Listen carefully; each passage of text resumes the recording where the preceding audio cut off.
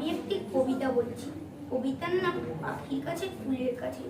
কবি আলম নারকোলে রই লম্বা মাথায়, হঠাৎ দেখি কাল ডাবের মতো চাঁদ উঠেছে, ঠান্ডা ও গোলগাল।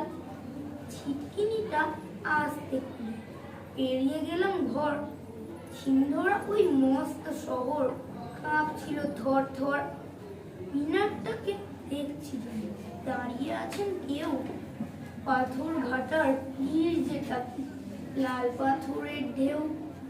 দরগা তোলা পার হয়ে যেই মোড় ফিরেছি বাঁয়, থেকে এক উটকো পাহাড় ডাক দিল আয় আয়।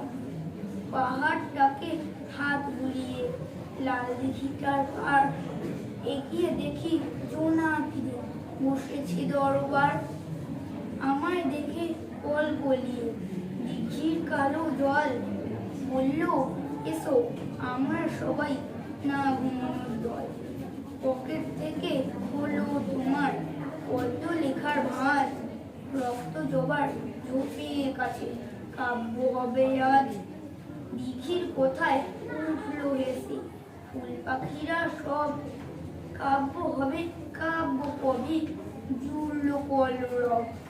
কি আর করি পকেট থেকে খুলে ছড়ার বই, পাখির কাছে ফুলের কাছে মনের কথা কই। নমস্কার।